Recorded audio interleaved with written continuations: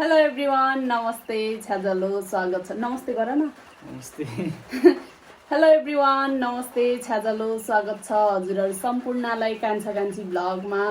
नयाँ दिन नयाँ भिडियोको साथमा कान्छा कान्छी ब्लग फेरि पनि हजुरहरूको सामु नयाँ भिडियो लिएर उपस्थित भइसकेको छु। साथीहरू सबैजना लास्टसम्म हेरेर माया गरिदिनु होला। आज चाहिँ बुढाबुढी नै मुकबाङ भिडियो लिएर आएको छु। पानी पनि परिरहेको छ साथीहरू, आकाश पनि गडाङगुडुङ गरिरहेको छ। बरु हाम्रो कस्तो हुने हो भिडियो चाहिँ, अब खाँदा खाँदा लाइन पनि जान सक्छ।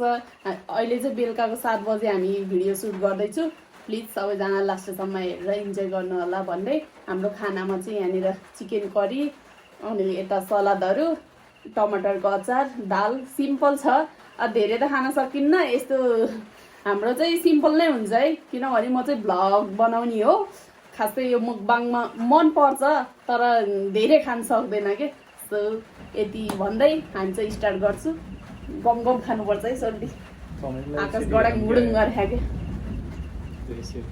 मतिर हल्का है यस्तो होइन भएन कस्तो हल्का छड्के है त। र साथीहरू सुरु गरे है। अहिले यहाँनिर लाइन पनि जान सक्छ। ल दाल हाल नि त।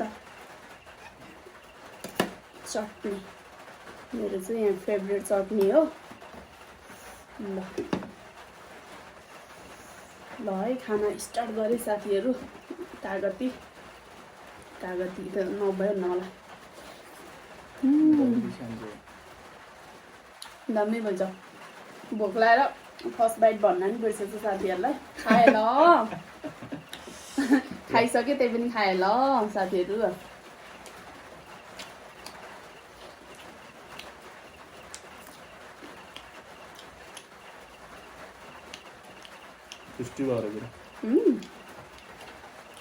चिकन करी चाहिँ ठुल्ठुलो पिस बनाएको छु मैले। बाउ आमा किचनमा खाँदै हुनुहुन्छ। बाउ आमालाई खाना दिएर अनि हामी बुढाबुढी चाहिँ खाना स्टार्ट गरेको।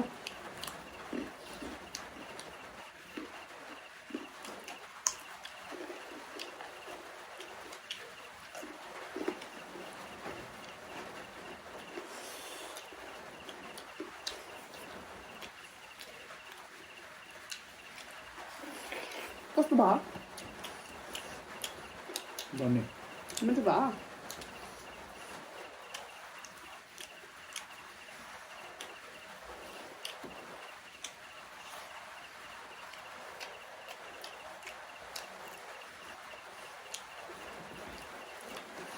मलाई नि ठुल्ठुलो ग्यास खाएको एकदम मनपर्छ।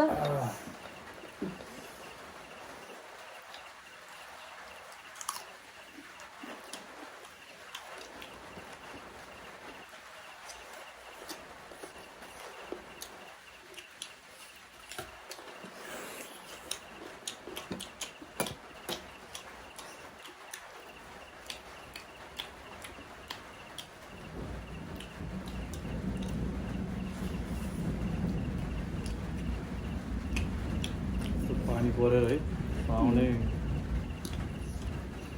कम आएर है।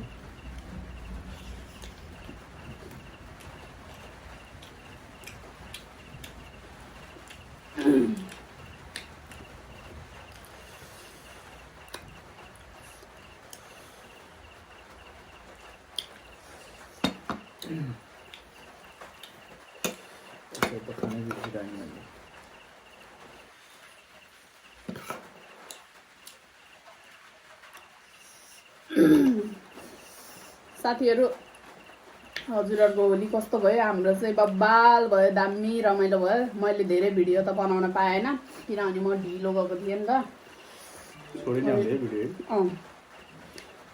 म चाहिँ चाँडो जानु पाए भए अलि रमाइलो भएको भागहरू खिच्न पाउँथ्यो। अब म पछि गएको नि त, 2:30 बजीतिर गएको, अनि खासै धेरै खिच्नु पाइनँ। त्यही पनि एकदम रमाइलो भयो हाम्रो होली चाहिँ।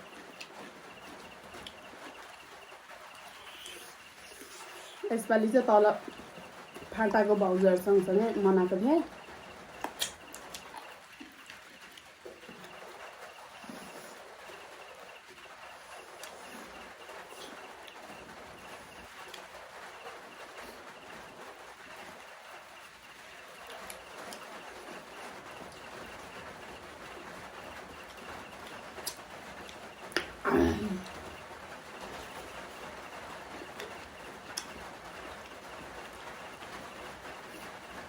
कसो भयो एम्मी एम्मी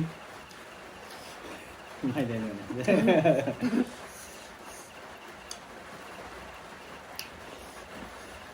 माइल फुपूसँग मुकबाङ भिडियो बनाउने निको भ्याउँदै भएन त्यत्रो दिन बस्दा पनि भ्याएन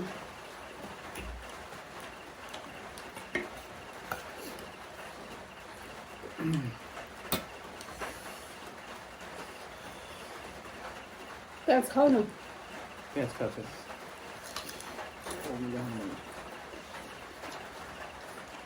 अचार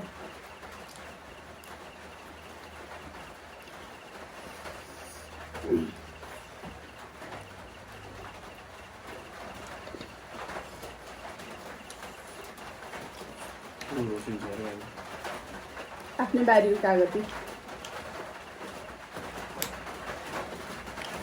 अब चाहिँ पानी तन्किन थाल्यो साथीहरू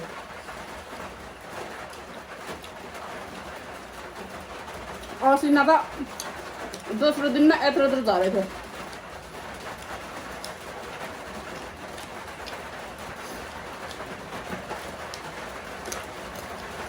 चेस गर्नु न चेस म आधी खाइसक्यो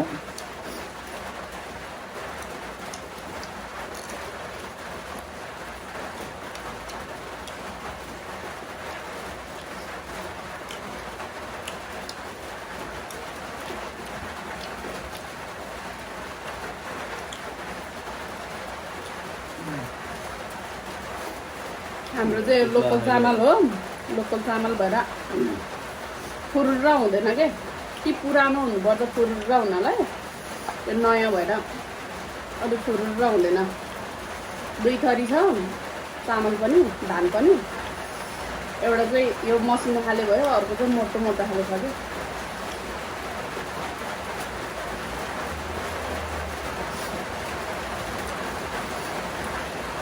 पानी पर्यो गाइस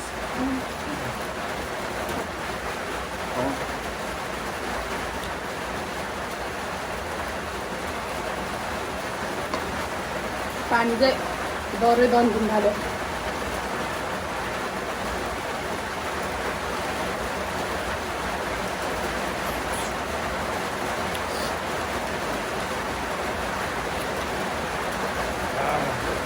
के खाइदेऊ न है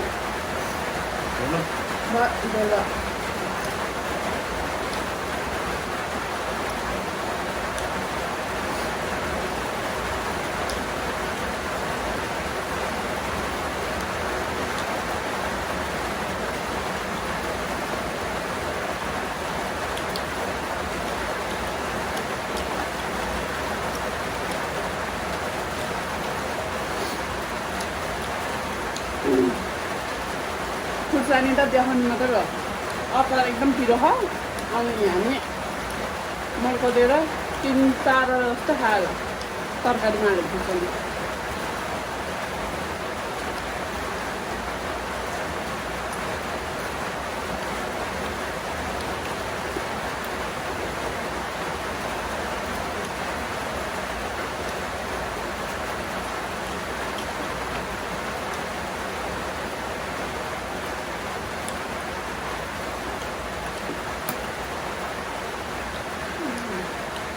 सबै खाने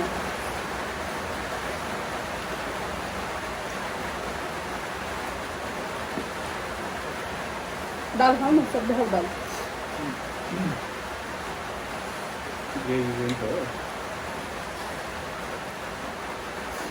कत्रा पानी पऱ्यो है बाहिर चाहिँ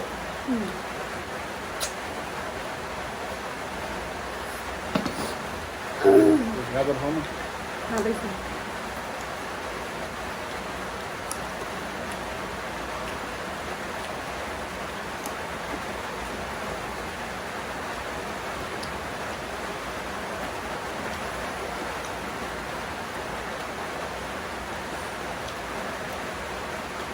पानी नि याममा हो कत्रो परेको ठाडो खोला त यहाँ मान्छे बगाउला जस्तो भयो हिजोको दिनमा त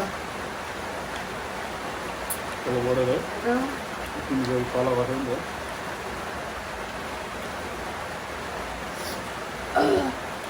हाम्रोतिर चाहिँ खोला नजिक छैन के खोला भनेको त्यही ठाडो खोला अनि किलो जस्तो बढ्यो मेरो खतरा हुन्छ नि बढ्यो भने त्यो खोलाले पनि बगाउँछ नि उखानै खतरा नपत्याउने खोलाले बगाउँछ नि त हेर तिम्रोमा कमिला पसेछ त्यो पखेटा भएको कमिला क्या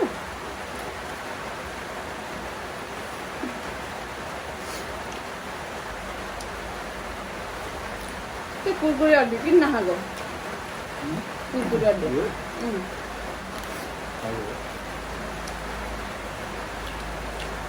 मेरो चाहिँ फेभरेट हो क्या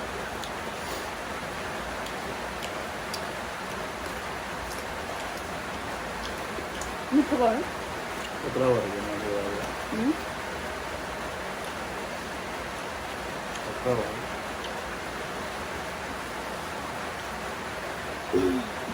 नखानु भयो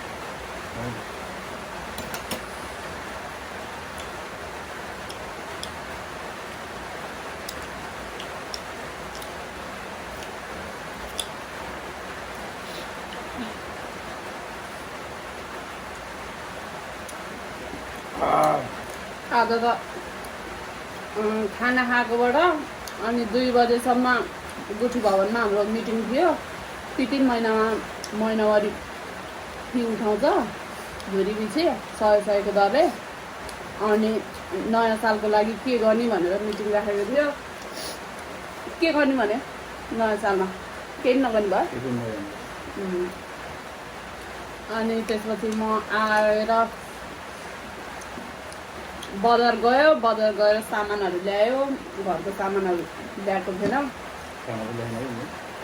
अझै खानु मन लाग्थ्यो जाउँ त लिएर अनि खानाहरू घरको सामानहरू सकिएको थियो नि त अनि सामानहरू ल्याएँ आएर कुडो पानी दिएँ अनि फेरि मिलमा गएर मकै के भन्छ अरे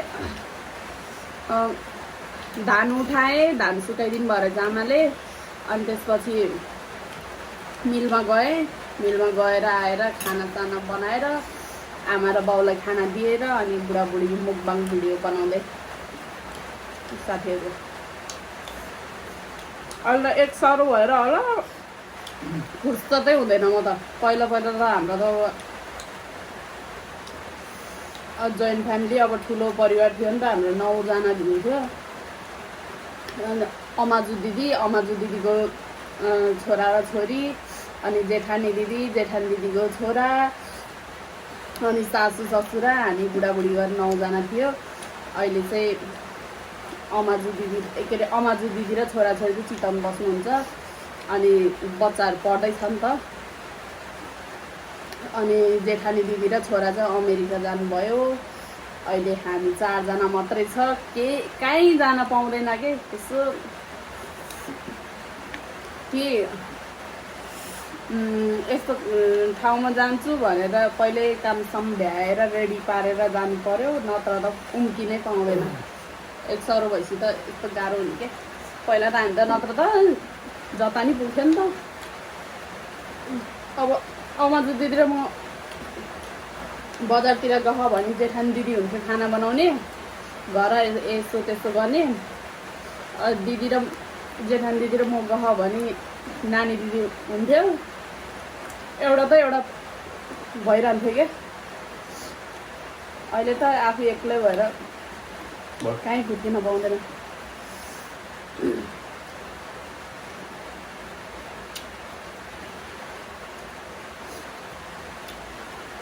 च्यालेन्ज गरेको हो काको थियो खाना च्यालेन्ज गरेको हो मैले तिमीलाई धेरै हाल्दै थिएँ नि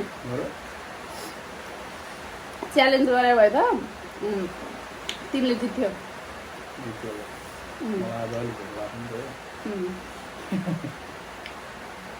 खाउ न त्यो नि मिठो भएन र कि भात खप्ने ल साथीहरू आजको मुकबाङ भिडियो यति नै हजुरहरूले लास्टसम्म हेरेर साथ दिनुभएकोमा एकदम हृदयदेखि नै धन्यवाद thank you so much love you all bye bye ए मैले चाटेर भए कस्तो नराम्रो बानी छ के जता गए पनि यो थाल चाहिँ सर्लक्कै चाट्नुपर्छ कि मलाई अब यस्तो निन्तोतिर हुन्छ नि त पुरा मलाई यादै हुन्न कि मैले घरमा खाइरहेको छु जस्तो फिल हुन्छ क्या मलाई बाहिरतिर गयो भने अनि चाटिरहेको हुन्छु अनि कति चाटेको भनेर दायाँ बायाँको मान्छेले साथीहरूले यसो गरिदिएर अनि कति चाटेको भन्यो भने मात्र म बाहिर गएर खाछु भन्ने हुन्छ क्या नगएर चाट्यो कि जस्तो लाग्छ मेरो चाहिँ बानी हो कि सबैले कति चाटेको भन्छ होला तर चाटिरहनु मन लाग्छ ल साथीहरू यति नै bye bye love you all मिठो भयो खाना आज चाहिँ थ्याङ्क यू भन बुढीलाई थ्याङ्क यू बुढी तिमीले मलाई खाऊ भनेर दिएको मनपर्छ भनेर तिमीलाई कमसेकम यो दायाँ र बायाँ अलिअलि मासु त हुनु पर्थ्यो ल